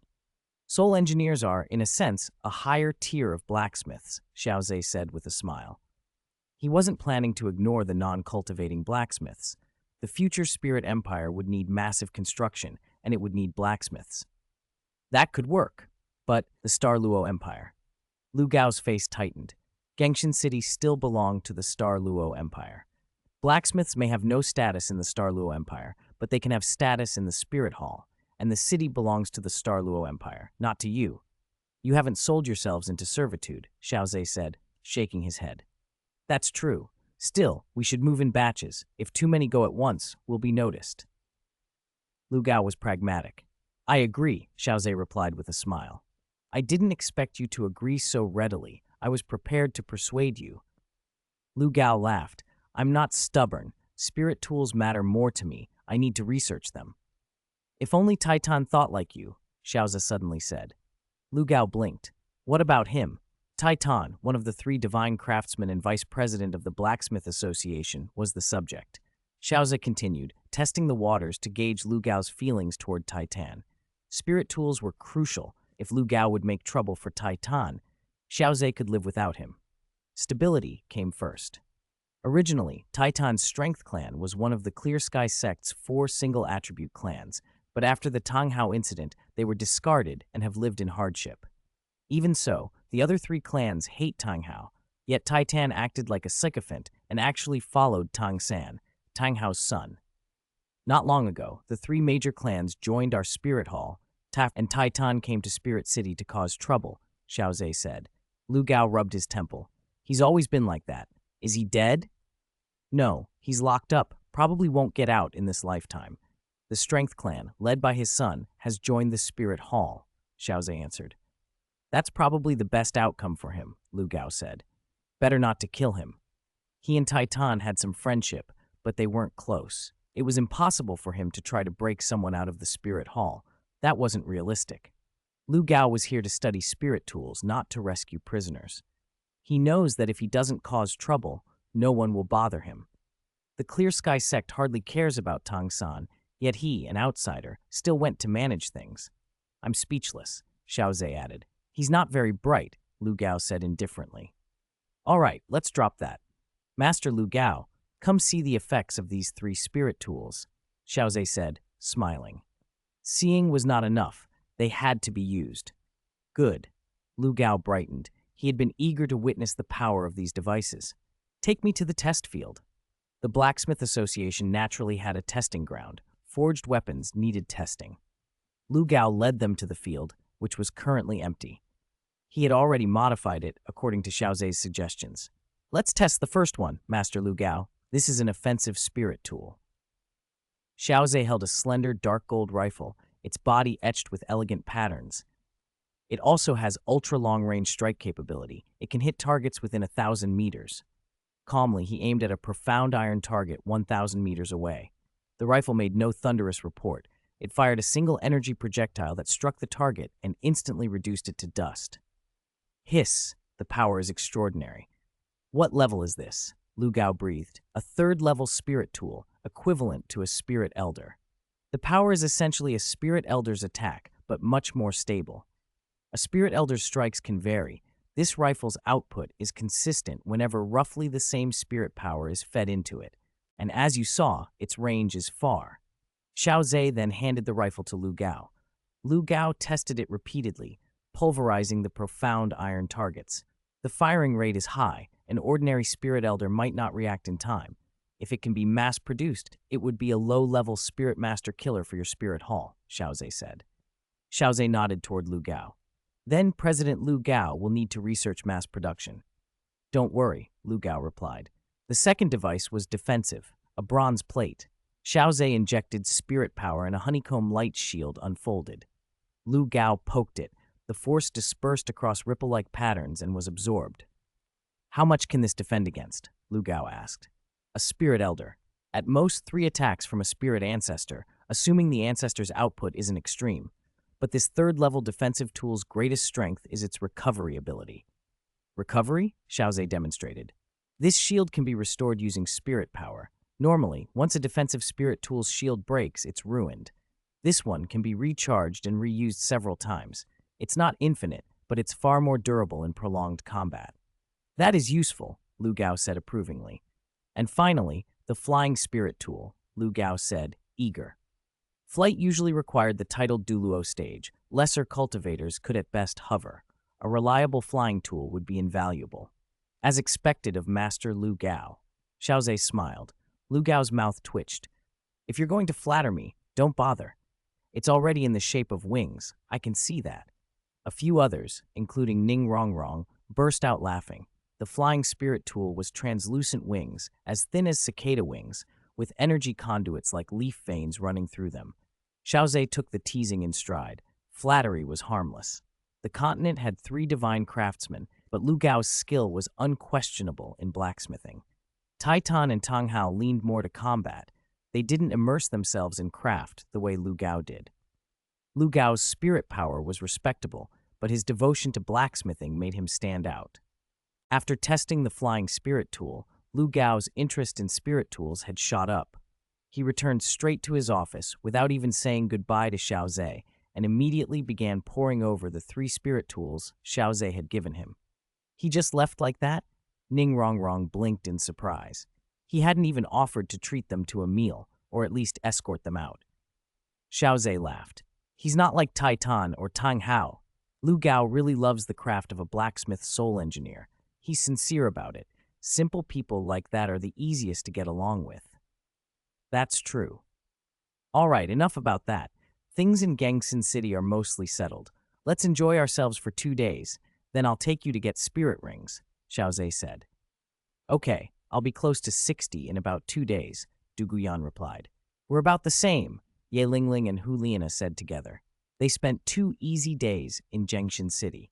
Lu Gao also spoke with many blacksmiths. From the list Xiao Ze had given him, nearly 80% were willing to sign with the Spirit Hall. The first group of 50 had already left. It wasn't a huge number, but it was a good start. Let's go. To the labyrinthine Grand Canyon, Juliana said. They decided to help Juliana get her 6th spirit ring first. She was Bibi Dong's disciple and also close to Xiao Ze, so she had access to top-quality crops. Coupled with a 10,000-year spirit bone, Juliana's sixth ring was now capable of absorbing a spirit ring aged between 20 and 25,000 years. That was a little less than the 30 to 40,000 year rings Duguyan and the others were after, but still excellent, especially since Juliana had started consuming the special crops later than the others. Much of her improvement came from the spirit bones effect.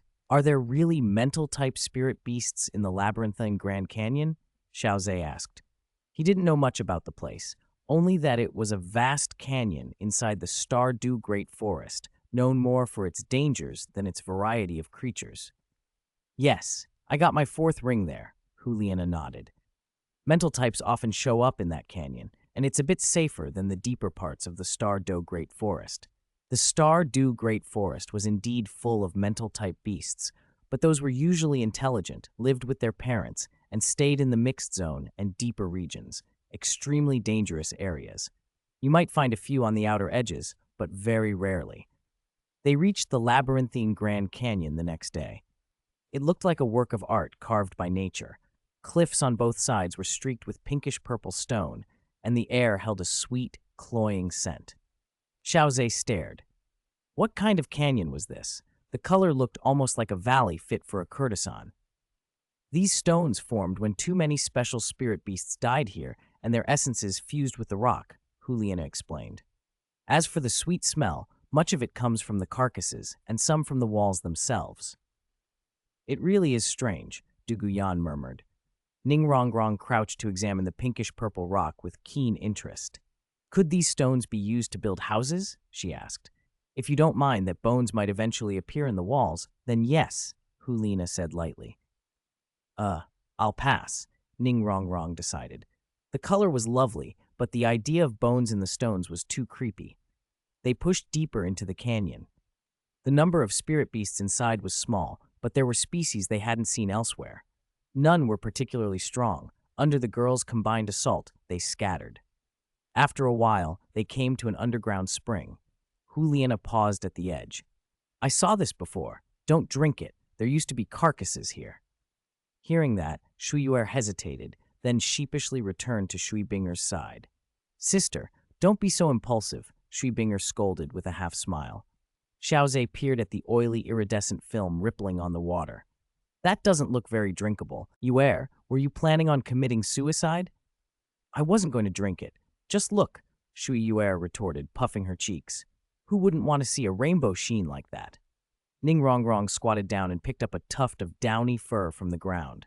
Oh, this gradient-colored fur is so pretty. Juliana looked over, her pupils narrowing. She came closer and took the strand of fur.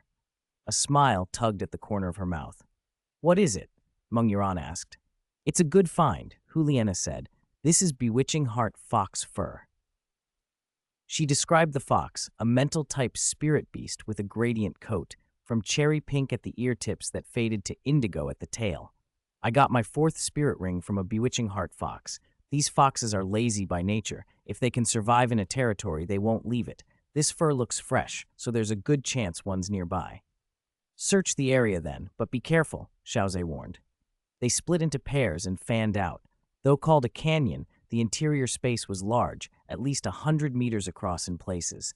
It was easy to miss small openings. After about 15 minutes of searching, Ye Lingling found a narrow cave entrance concealed by foliage. Everyone gathered around. Juliana blinked in surprise. There's a cave here? I didn't notice it before. Maybe it's just well hidden, Ye Lingling suggested. The entrance barely let one person pass. They ducked inside, winding forward for about 10 meters, then the tunnel opened into a wider chamber. The cave had expanded into a glittering grotto. Wow, how beautiful, Ningrongrong exclaimed. Crystals studded the ceiling and walls in pinks, purples, reds, an array of colors that caught the light and scattered it in every direction. But Juliana's attention was fixed not on the crystals, but on a platform farther in. Lying there, on a pedestal of crystalline stone, was a fox, lounging lazily as waves of watery, luminous energy rippled around its body. Its whole body was covered in soft, gradient fur, fading from cherry blossom pink at the ear tips to indigo at the tail, each hair tip sprinkled with stardust-like glitter. Its vertical pupils shifted constantly, giving off a hypnotic, unsettling charm. When it stretched, its long tail stretched with it, and the tip of the tail glowed with a heart-shaped halo. "It's a bewitching heart fox," Juliana breathed. Everyone had noticed it at the very front of the clearing. "Why doesn't it seem to have noticed us?" Shuyuer whispered. I forgot to mention, its eyesight is actually very poor," Juliana said. "The bewitching heart fox relies on strong mental force. It senses people and objects with that, not its eyes. Right now it's resting, so it may not have switched to using its mental powers yet." "A blind spirit beast. What a pity. It's so beautiful," Shuyuer murmured. "It's not blind, just short-sighted," Shui Binger corrected. "Get ready," Duguyan ordered. "You all go in. Leave the bewitching heart fox's mental attack to me." Juliana patted her chest. From the 9 treasure-glazed tile pagoda, a cascade of colored light poured down and wrapped around Duguyan, Shui Binger, and the others. Duguyan's first, second, and third spirit rings flared in sequence as red, purple, and blue poisonous mists twisted together and surged toward the bewitching heart fox. The fox, lazily preening its tail tip, suddenly sprang up as danger registered. Before it could get its feet under it, Shui Binger's ice seal descended, freezing its limbs mid-leap and holding it motionless in the air. Caught off guard, the bewitching heart fox inhaled a lungful of the poisonous mist. Its resplendent fur dulled by a third in an instant. It curled up and a brilliant flare lit its eyes. Then a mental shockwave rolled outward like a tsunami. Juliana had expected this. She knew the bewitching heart fox well. It attacked only with mental force. Its physical attacks were almost non-existent, far weaker than many thousand-year spirit beasts. Pink mist swirled around Juliana as the alluring light in her eyes collided with the fox's pupil power. Invisible waves of mental energy exploded, and Shui Binger and the others were forced back. Though unseen, the mental force carried palpable menace. 2 currents of pinkish-purple energy tore at each other, warping even the space between them. "Sister Nana's mental force is so strong," Ning Rongrong whispered. The bewitching heart fox was a little over 2,000 years old, and its mental power could easily slaughter 3,000-year beasts and beyond. Yet Juliana stood toe-to-toe with it.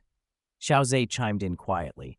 "Juliana's charming fox spirit is also a mental-type spirit, top tier. Her mental force is exceptionally strong." Still, Juliana's strength had limits. Blood beaded at the corner of her mouth as the pink mist around her fluctuated. The bewitching heart fox's pupil vortex spun faster. The heart-shaped halo on its tail flickered wildly. It was clear the fox's power had the edge in a prolonged fight. Just as Juliana began to falter, Juju King's form split into several identical figures that pounced at the bewitching heart fox from different angles. Meng Yuran slammed her snake staff into the ground. Her 5th spirit ring flared. The earth turned into a seething dark green swamp, and dozens of venomous energy snakes burst up, coiling around the fox and lashing their fangs against its flesh. Venom hissed as it corroded fur. The fox cried out, forced to wrestle with the invading toxins. "Now!" Juliana's eyes flared pink. Her mental onslaught pushed through, for the first time driving panic into the fox's gaze. Huowu and Shuiyuer pressed in to cut off escape routes, while Shui Binger kept the ice seal precisely on the fox, restricting its evasions. The bewitching heart fox keened. Its once lustrous fur was now dull and singed. Huowu's attacks had even burned patches bald. The fox tried to leap free, but Duguyan's 5th spirit ability, materialized, arrived. A jade-green poisonous spear condensed from venom. It shot out with brutal speed and pinned the fox's chest to the crystal wall. The heavenly poison dragon emperor's poison flowed continually through the wound. The fox howled, its tail whipping the crystal as spiderweb-like poison patterns crawled out from the pierced flesh. Purple-black blood wept from its eyes. Juliana staggered, spitting blood from her mouth, and then the fox was done. A pitch-black spirit ring hovered above its corpse. Ningrongrong sighed softly. Such a beautiful spirit beast, gone just like that. I wonder when spirit masters will be able to get spirit rings without killing the beasts. Most spirit beasts are vicious, but some are interesting and good. Xiao Ze heard her and thought of spirit souls, but he hadn't the time to focus on them now. He still needed to study the spirit core first. Without the confidence to form an equal life contract, creating spirit souls might be premature. He'd seen how, in the original story, reckless methods led to fewer spirit beasts later on. There will be a chance, Xiao Ze said. Ning Rongrong looked at him. Do you have an idea? Why do you ask? He deflected. I know you, she smiled. When you say that, you usually mean you do. Xiao Ze nodded.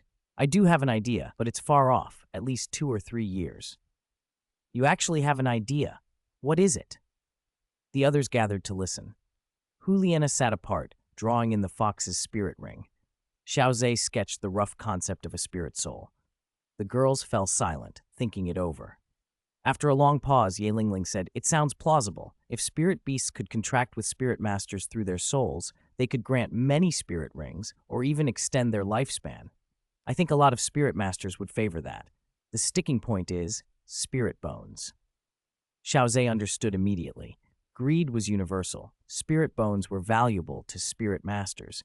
Even if soul contracts became possible, some would still kill beasts for bones and other resources. Sister Lingling, that's actually a good thing, Xiao Ze said. A good thing?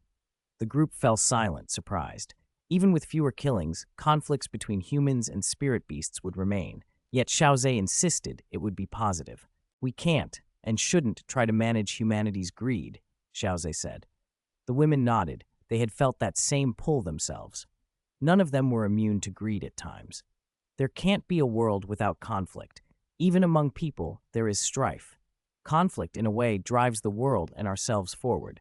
If 2 people fight and one loses but refuses to accept it, he'll train like hell to win next time.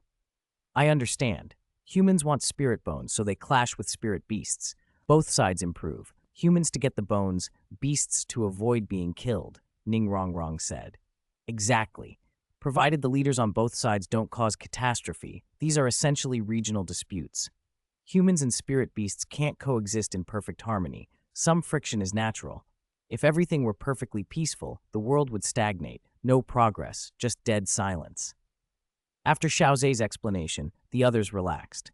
Even with spirit souls appearing, humans and spirit beasts wouldn't suddenly be friends. Some beasts wanted to eat people. People wanted spirit bones. Conflict, in moderation, was part of the balance. Soon after, Juliana absorbed the bewitching heart fox's spirit ring.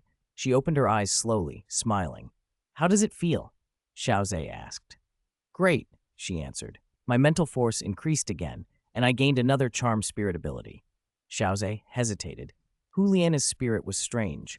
All 6 of her spirit rings had produced charm-related abilities. It was a bit much. Some spirit abilities come from the spirit soul itself, some from the spirit beast. It looked like Juliana's abilities were tied closely to her own spirit. Apart from a likely 7th ability that would be her martial soul true body, all the rest were charms, but in her case, very powerful. Her mental force was strong, and the abilities could be stacked and used together. Since most spirit masters don't focus on mental force, her control potential was enormous. She might be able to dominate several spirit masters at once. Her control was already stronger than Shui Binger's. All right, let's head to the Star Do Great Forest, Xiao Ze said. Star Do Great Forest. Won't it be risky coming out like this? A spirit beast asked. It was more than 5 meters long, built like a 3-headed lion and extraordinarily sturdy. No, we're just out for a bit. We'll go back soon, a brilliant golden spirit beast replied from in front. Sigh, why are you outdoors instead of cultivating inside? It's boring in there. You're still young. Cultivate well and you'll grow stronger. But it'll take ages to catch up to you. I might as well have some fun. My cultivation speed is fast anyway. Fine, 10 days. You've got 10 days. A few days later, Xiao Ze and his group reached the entrance to the Star Do Great Forest. Standing at the edge, staring into the thick, ancient canopy, Xiao Ze sighed. It's been a long time since I came here. His 6th spirit ring had been obtained in a different forest. Indeed, it had been a while. Putting everything else aside, the air here is wonderful. The aura inside can be heavy, but it's pleasant out here. Let's go. Be careful, he told the group. Juju King and Meng Yuan took the lead, clearing away tangled plants. Xiao Ze and the Shui Binger sisters walked in the middle. Huo Wu, Du Guyan, and Hulina fell back farther, and Liu Erlong brought up the rear. The Star Do Great Forest was different from ordinary woods. The vegetation grew fast. Leave a path alone for a short time, and it would be overgrown again. What kind of spirit beast are you looking for? Xiao Ze asked. Duguyan replied, a poison attribute one will do. I'm not picky, but it needs to be over 30,000 years old. Her body was in excellent condition now, and she had a spirit bone, so she could absorb a 30,000-year spirit ring without trouble. Hulina felt a pang of envy. If she'd met Xiao Ze earlier, she might already be that powerful. No, she had met him first, but he had been a child then. It was unfortunate. If she'd known how strong he would become, she might have brought him back to Spirit Hall herself and spared herself some competition. Yilingling said, I'm not picky either, as long as it's a life attribute spirit beast.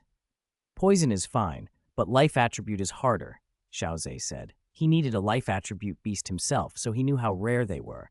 Take your time, no rush. They moved slowly toward the mixed zone. Spirit beasts over 30,000 years old usually lived in the mixed zone or its core, life attribute beasts especially. When they reached the mixed zone entrance, the group sat on the grass to rest. The Star-Dew Great Forest was vast. They might not reach the deeper interior in one day. Come, eat something. Xiao Ze took out crops, some raw, some prepared into dishes. Okay, everyone said.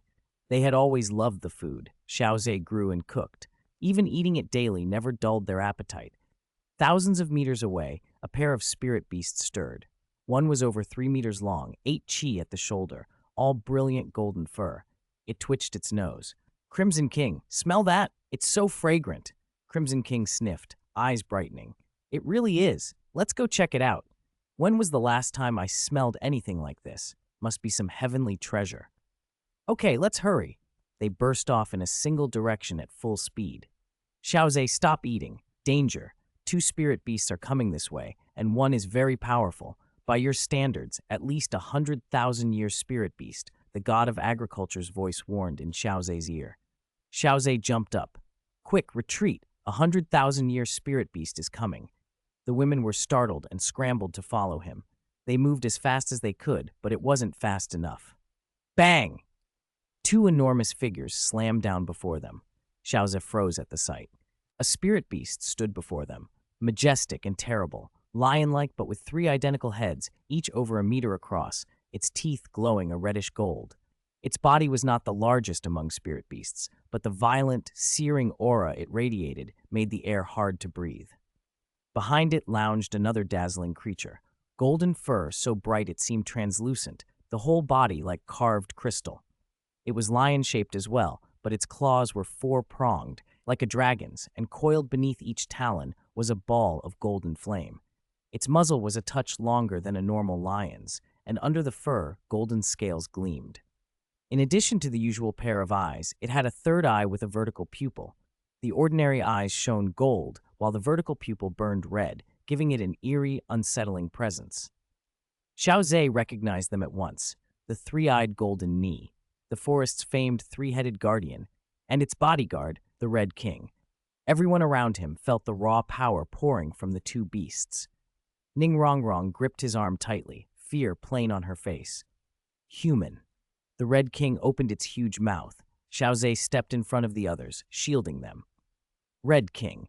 The Red King swallowed the words it had been about to speak and fixed Xiao Ze with a penetrating stare, its pupils narrowing as if trying to see through him. After a long moment, it blinked, baffled by something beyond its comprehension, and finally asked, You know me? Xiao Ze nodded. A fierce beast of the Star-Dew Great Forest, a spirit beast said to be approaching 300,000 years. Xiao Ze had heard the old tales. In the era of the Peerless Tang sect, the Red King's age had been the stuff of legend, though it had not truly reached that milestone. The 3-eyed golden knee, curious, asked, You know the Red King? Have you met it before? No. The Red King shook its mane. Ning Rongrong and the others exchanged puzzled looks. How could Xiao Ze know such ancient, powerful spirit beasts? And the idea that the Star-Dew Great Forest sheltered beasts measured in hundreds of thousands of years was staggering. Every other ancient monster they'd heard of seemed small in comparison. The Star-Dew Great Forest held deeper secrets than they had imagined. How do you know me? The Red King's voice tightened into a threat. If you don't tell me, you'll all die. Since you claim to know me, you should know my strength. Xiao Ze answered calmly. I know many things, not only you, Red King, but the three-eyed golden knee behind you, and other spirit beasts as well. Bolstered in secret by the influence of the god of agriculture, he felt bold. The great beasts of the forest sought deification and kept to themselves. Their ties to lesser spirit beasts were loose, which was why humans occasionally managed to claim century-thousand-year beasts. The Red King stepped forward, its presence oppressive enough to press the air into their lungs. It snarled, "Speak!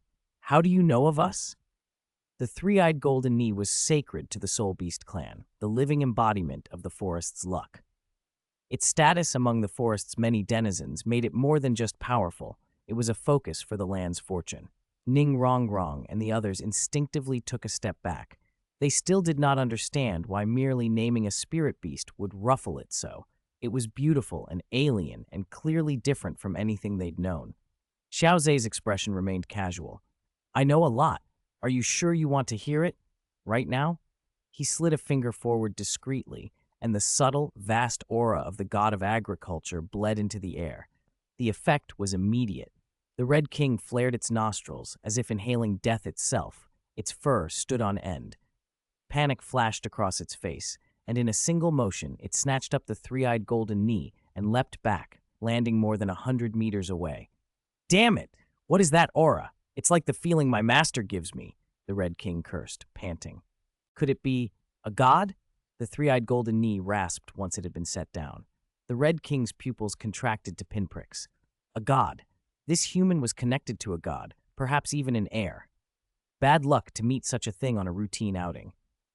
Xiao Ze watched them with mild surprise, then guided the women forward.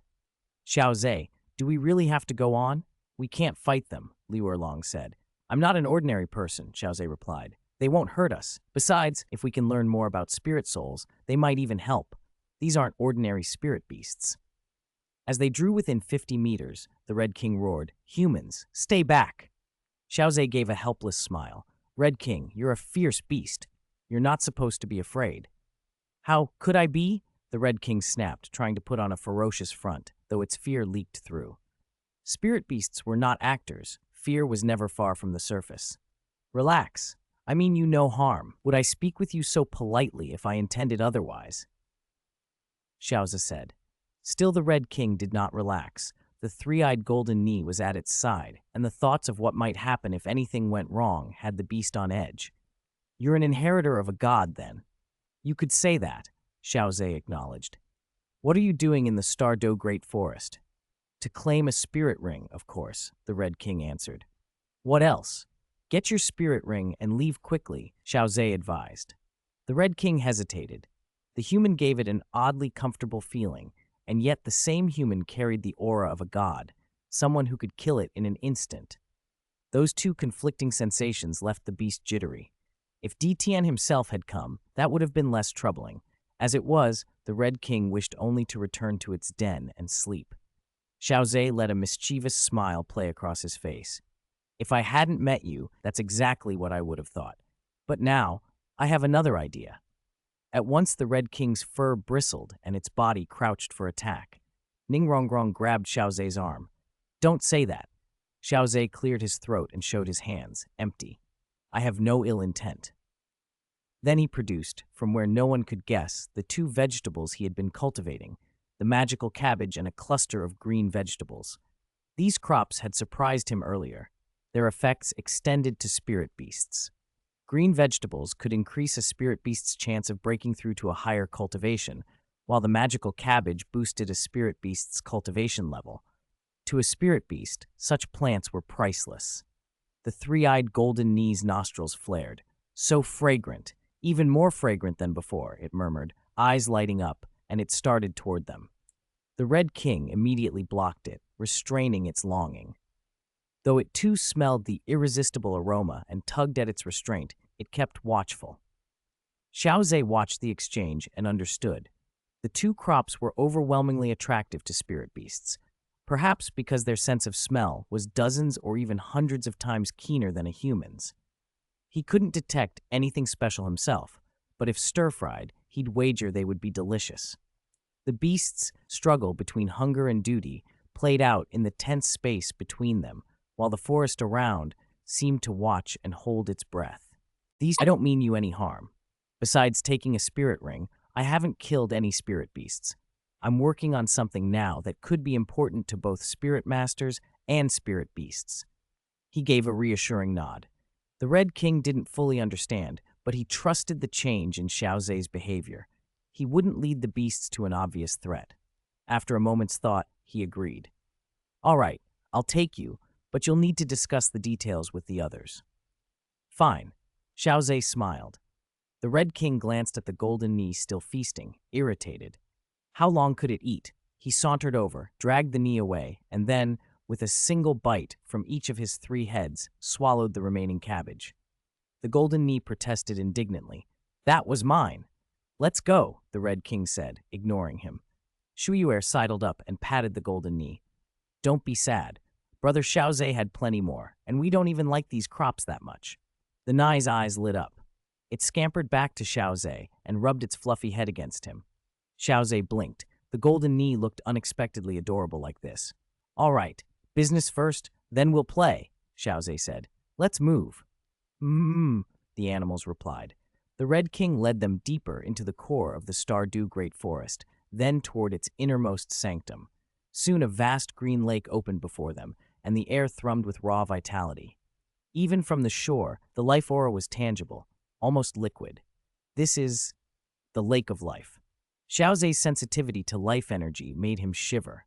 The god of agriculture, whoever had that title in the group, said, "The Lake of Life is rightly named. It contains the aura of the Tree of Life and the gold of life as well. Nowhere on Douluo Star is richer than this place. Xiao Ze, if you cultivated here, your progress would be astonishing." Xiao Ze nodded. It was a treasure land.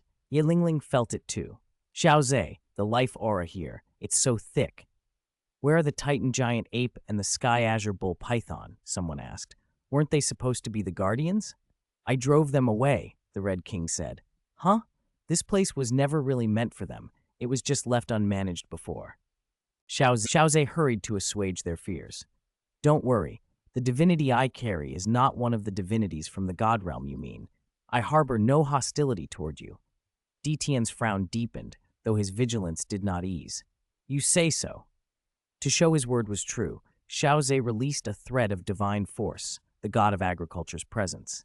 The sensation was familiar to Detien, who had followed Guyuena often enough to know divine signatures. This divine force, it's somewhat like the goddess of life, but less gentle. It's comfortable but strong, he said. "That's right," Xiao Ze replied. "The god of agriculture is a god king, but not one from the god realm. It's from elsewhere." Detien nodded slowly. There is no such divinity among the god realm's roster. The creature most visibly intrigued was the 10,000 Demon King. The god of agriculture's divine force had a pronounced affinity for growth and plant life, and the 10,000 Demon King, being plant type, felt an almost ravenous curiosity, a desire to absorb that force. Detien pushed past suspicion and toward pragmatism. "So, what cooperation are you proposing?" he asked. Even though Xiao Ze was still weak, Detien judged him already a potential god king, and a non-god realm god king would be a valuable ally. If they could win such a successor, it would benefit spirit beasts greatly. "The Red King knows the details," Xiao Ze said. "He wants to cooperate with us using the crops his spirit can grow," the Red King explained. "He cultivates 2 special plants. One, a type of bok choy, can raise a spirit beast's chance to break through. The other, a magical cabbage, can boost cultivation speed. I don't know everything about the bok choy, but I tried the cabbage myself. It's incredible. 3 years' worth of cultivation in a single day." Silence fell. Detien and the others stared, stunned. "You mean his crops can raise breakthrough rates and accelerate cultivation?" Detien breathed. "That's what he says." The 10,000 Demon King let out a sound, part gasp, part growl. "No wonder he's a divinity successor. The god of agriculture's gifts are perfectly suited to cultivation." "Can you give me some cabbage?" Detien asked. "Not that I don't trust you. I just want to see if I can be of use." "Of course," Xiao Ze said, deciding to play it slow to win the spirit beast's trust. Human faith was easy to get, beast faith was not. Once the Stardew Great Forest was settled, only the Sea Spirit Beast territory and the evil demon Great Forest of the Sun Moon Empire remained.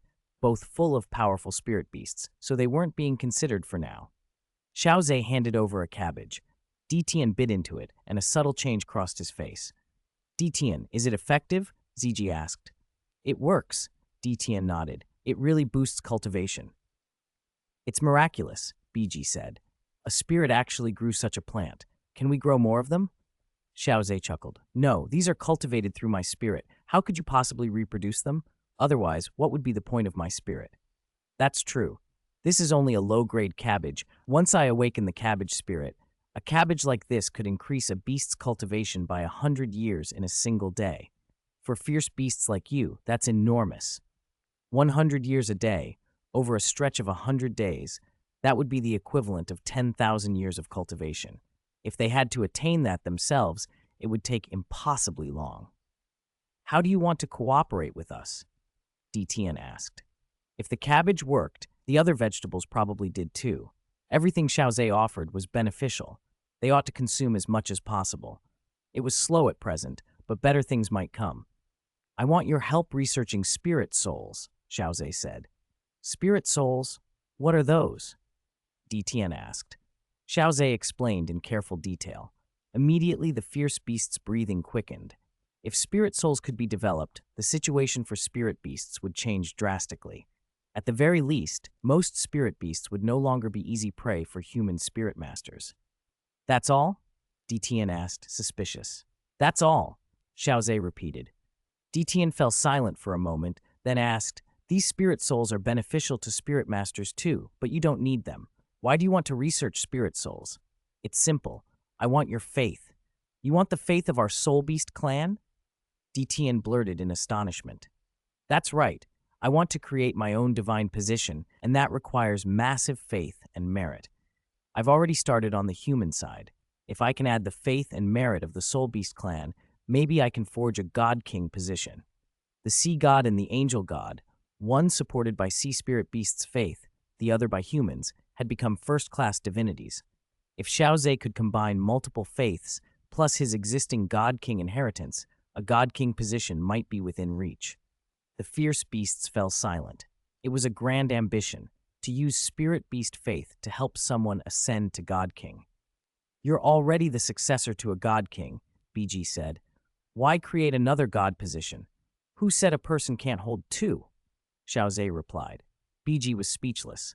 No law had said it couldn't happen, only that it had never been seen. Past precedent didn't rule out future possibility. This is too big a matter for your word alone, Detian said finally. He didn't refuse, but he didn't consent either. If spirit beast faith were pledged to this human, it would bind them to him, not in a life or death way, but as allies. That was not a decision he could make alone. I'll go find the master. BG, take him to the Tree of Life first. Okay. In a blink, Detian vanished, leaving only a ripple in space. BG offered Xiao Ze a sweet smile. Come with me. Okay. They moved toward the center of the clearing. ZG and the other fierce beasts followed behind. Do you think if he really gains our faith, he could become a god king? Xiangjun asked. Yao Ling shook his head. It would be incredibly difficult, almost impossible. If it were easy, there would be far more god kings in the god realm. Even for a strong planet like Douluo Star, the challenge is staggering.